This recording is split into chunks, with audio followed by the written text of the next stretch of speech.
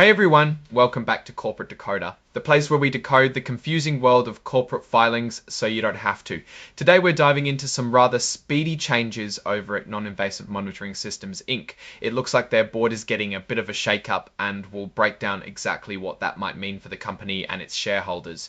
Don't forget to join our Discord community, linked in the description below, to chat about these insights and more. This is a current report, meaning something pretty significant happened that the company needs to tell us about right away. It's like a company's urgent bulletin. The earliest event we're looking at here happened on August 28th, 2025. The company is Non-Invasive Monitoring Systems Inc. and it's incorporated in Florida. Here we see some key identifiers for the company. Florida is where it's legally based. 0000176 is its commission file number, which is like its unique ID with the Securities and Exchange Commission, and 59207840 is its employer identification number, also known as its tax ID. This is the main address for the company's executive officers, and this is their main phone number if you need to reach them. Now this is interesting. Their common stock is traded under the symbol NIMU, and it's on the OTC Pink market. The OTC Pink is generally where smaller companies or those that don't meet the strict listing requirements of major exchanges like the NYSE or NASDAQ trade. It's often a sign of a smaller, perhaps less established company. The company is not checking the box to be considered an emerging growth company. This means they likely don't qualify for certain regulatory accommodations available to newer businesses. This section is all about changes in the company's leadership. It covers when directors or top executives leave, when new ones are brought in, and how they are compensated. Okay, let's get to the core news. On August 28th, Sabaro Opaluri resigned from the board of directors and the audit committee. An audit committee is super important because it oversees the company's financial reporting and internal controls, so a resignation from that committee can sometimes raise questions. The good news here, at least according to the filing, is that his resignation wasn't due to any arguments or disagreements about how the company is run. This suggests it might be a personal decision or related to other commitments. Just a few days later, on September 3rd, the board decided to bring in Adam Logal as a new director.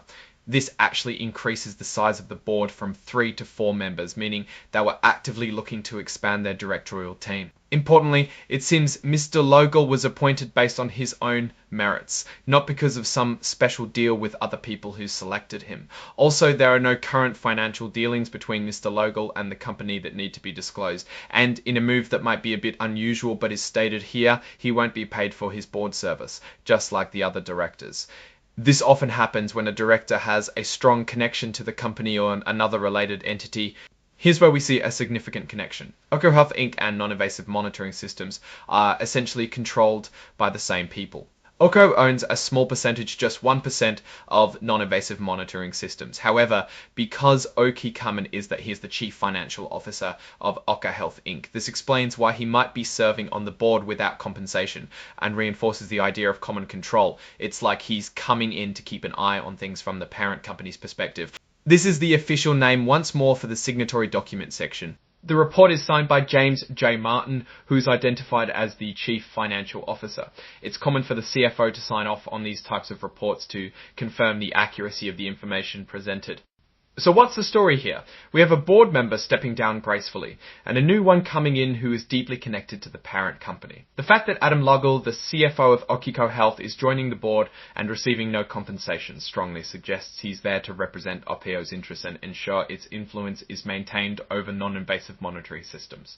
Since OPKO has significant influence even with just a 1% stake, this appointment solidifies that relationship at the board level. It's not uncommon for companies under a similar control structure to have leadership positions that overlap. For investors in non-invasive monitoring systems, the key takeaway is this increased oversight from OPKO Health.